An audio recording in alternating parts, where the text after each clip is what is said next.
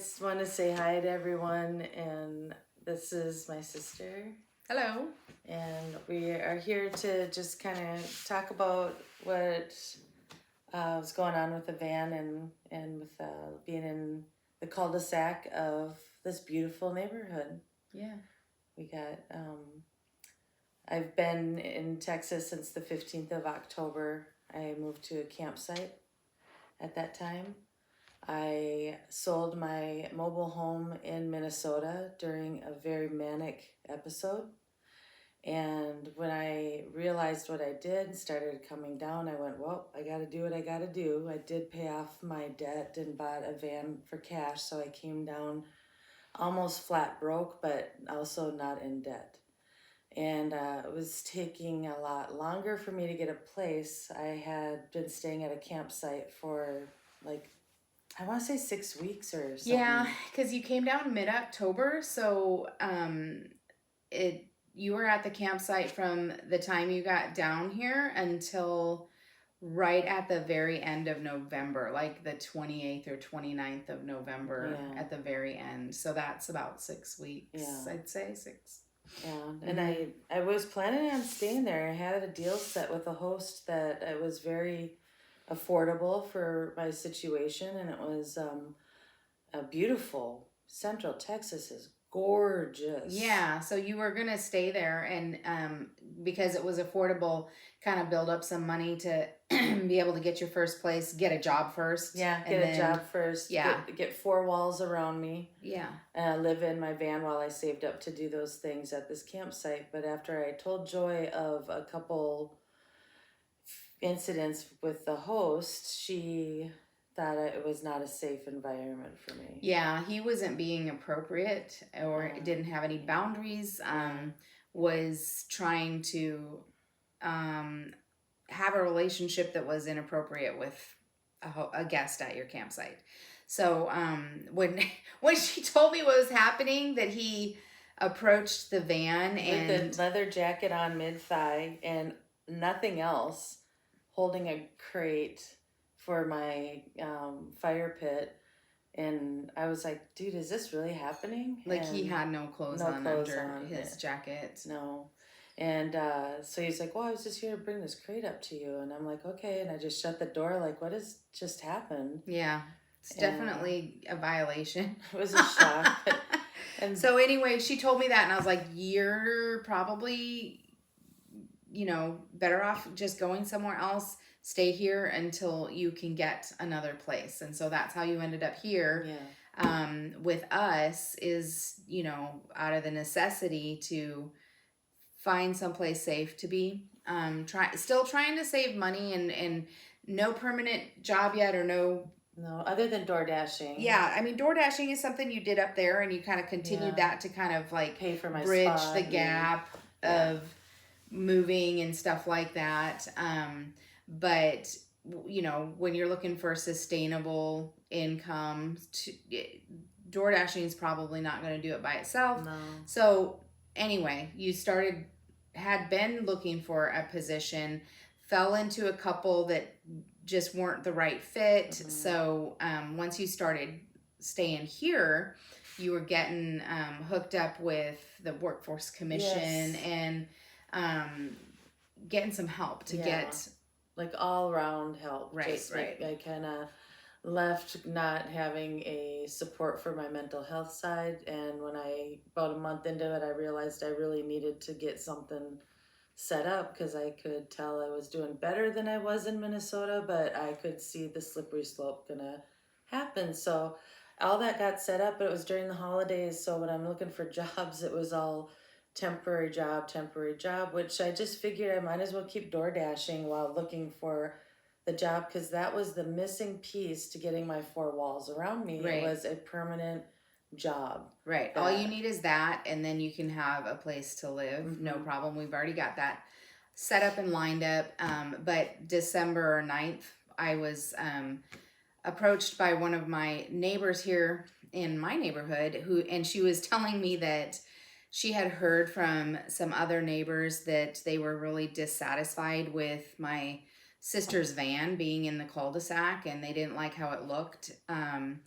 and just asking me, you know, how long is this gonna take? How long is she gonna be here? Or, you know, can she park somewhere else? That sort of thing. And basically giving me the heads up that, hey, people are complaining, and they're probably not gonna stop complaining. So you're gonna have some resistance to this van being in the cul-de-sac. I didn't know that. I didn't tell you that because it just was. I thought it was petty and ridiculous because it's not, you're not trying to set up a permanent residence here, you're just trying to get through this Yeah, I period. didn't know that. I didn't. And we were just wanting to make sure that you had a place that was safe and affordable to do that, to go to your next step. So we were thinking maybe it would take a month or so, and through the holidays that was probably not enough time to give. But you know, so anyway, that was December 9th that I got that first inclining that something, my neighbors were going to be not so gracious about it. But so we just kind of continued on the job search and continued on getting set up with support services and stuff like that. And then got through the holidays. Everything was great, except for the job hunting was slow and non-productive. You know, a couple interviews that didn't even end up happening, because I don't know if you guys know this, but the AI process for interviewing is ridiculous. You sign up for an interview spot and then you show up to the place you want to interview for, and they have no idea you're coming because the AI sets you up and a person has to do the interview, but there's some communication problem, and it wasn't just once that it happened. So it feel like it's something that AI is still, they're trying to get worked out. Still, it's not a perfect process, but it is frustrating, especially when you're feeling, I was feeling pressure now because my neighbors are you know, dissatisfied. But anyway, I didn't want to put any of that on her because she's doing everything she can. She's getting up every day, going to do what she has to do, and just coming back here to sleep at night. And then gosh, got through the holidays, and then January 1st. Yeah, by New Year's Day, I got a knock on the van door. It was two police officers, and they said that they had calls from the neighbors about my concern for my well-being, and they were non-intrusive and very respectful. We had a really great conversation. They did tell me I needed technically to be 30 feet from the fire hydrant. I thought it was 20. And they said that I was parked too far away from the curb because the sidewalk ends to the curb. And when people are walking dogs or they have strollers, they just figured they'd want more room than where my van was sitting. Mm-hmm. But in all, I told them about everything I had planned, more than I needed to, but that's what I did, and it worked out because they were like, all right, you're really not doing anything wrong. But the one gentleman, he said, would you consider staying overnight at the Pilot? And I'm like, the truck stop? He's like, yeah, just, try an overnight over there. And I'm like, okay, I'll do that, which I'm glad I did. I was gone for a week. Yeah, so for after that, police came and talked to her, not citing her or anything for doing anything wrong. There wasn't any violation, but because they recognize that these neighbors aren't going to stop calling to kind of help the situation, because it is temporary, to maybe, and they understood that. Yeah, they understood that too, to maybe have some other options to stay away, and that was fine. You did that. And then what was that? The first was the police officers, and then on the 8th I got an email from my HOA management company telling me that several neighbors have called to complain, and that the neighbors had found a health code violation. If you sleep in your vehicle, it's a health code violation within the city that we live in. So on the day that I got that email, my husband also received a knock on the door, and the health department showed up to give us a copy of that ordinance that says it doesn't matter what your vehicle is, you can't sleep in it any city street or lot in the city. So, you know, we did not know that. We weren't aware of it. She'd already researched, van living, because she knew it was going to have to be a temporary van living situation when she came down here. So she was trying to do the right thing and find the right places. The campsite was a good choice. Yeah. Except you can't show up with Hugh Hefner gear. And No, you can't anticipate your host being a creep like that. No, because I went on a website that right. I thought they looked. And then bridging the gap, we're trying to do what we can do as family to try and bridge the gap, because we know we're on the brink of something, and we are. Yeah. But because it took a few more days than this neighborhood was comfortable with, we're just doing what we can. So once we found out, there is an ordinance that says this can't happen, then of course we're moving the van into the driveway, and there's no sleeping in the van anymore or anything like that. Because honestly, both of us are of the mindset, when you know better, you have to do better. And honestly, we're not out to make our neighbors upset or do something against the law. That's not who we are as people. But life circumstances definitely are hard sometimes, and sometimes you're just kind of forced into a position where you don't want to be. She doesn't want to be in my cul-de-sac sleeping. She doesn't, that's not the ideal situation. She wanted to be at a beautiful campsite enjoying the scenery and doing all the things. But this is where we are, and now that we know, we're making better decisions. Right. And so she did get a job offer, and she's starting a job. Yep. So now we're on the brink of, once that official letter comes in, we can go to the place where she's going to live with 4 walls around her and get that set up. Yeah. So really this is a unique situation for us, but I don't think it's unique in general. I think more people go through this type of thing than most people might realize. It's an eye-opening situation, or it was an eye-opening situation for you to stay at the truck stops, where you were able to see a lot more people that were in more dire straits than you.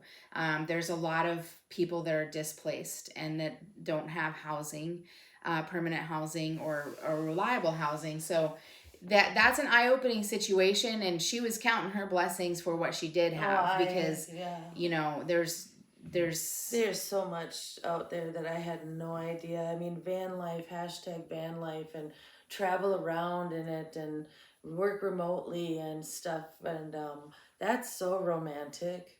I would love to do that, and I'm not gonna lie, I think that's what lured me into it. However, when staying at the truck stops, as gracious as the places have been and the parking lots I've stayed, I've seen people, and it hurts.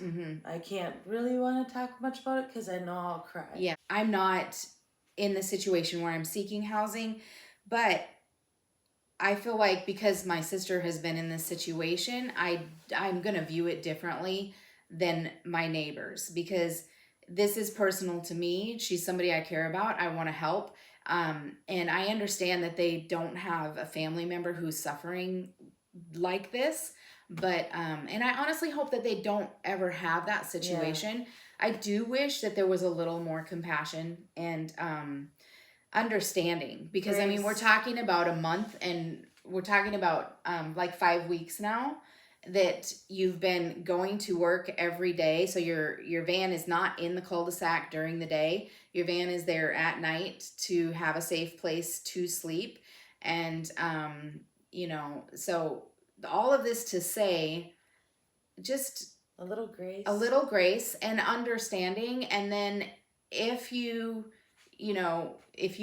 do find out that you're doing something wrong, just do better. It's not, and the whole thing that we're doing right here with the better not bitter is that's another element of it. You can't sit there have the victim mentality and feel like people are I get all it. against you. Yeah. But you can, just like it felt bad when my neighbors were not being kind and compassionate towards us. I can't be ugly and mean back to them.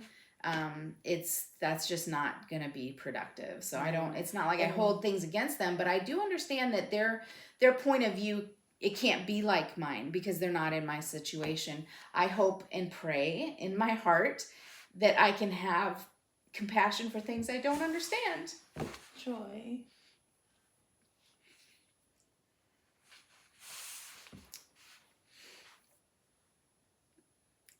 I mean, we've all been in that spot where we're judging people because we don't know. Right. But for me, I hope that this helps me to grow, to see something I don't understand and not jump to judgment, but learn about it and have more grace and compassion. Yeah. We didn't put tissues out. No, I didn't want to cry. I wasn't gonna cry. Anyway, that's the gist of it, and full transparency is I am the one who's gonna knee jerk to being bitter and pissed. But it's like for a second lately in my life, I realized that once it hits me, it's foreign instead of before I used to coddle bitterness and being so important and I'm always right and F you and all those things. So I'm glad that we're able to be having this conversation because that definitely shows that the name's right. The good news is that things are back on the right track, although it took longer than anybody wanted it to. Yeah. I mean, and that's all in God's plan too. You don't know what timing is supposed to look like. Yeah. You have to be patient and you have to be faithful to just do what you know is right. And honestly, neither one of us knew that you sleeping inside your van was not was doing something wrong. Yeah.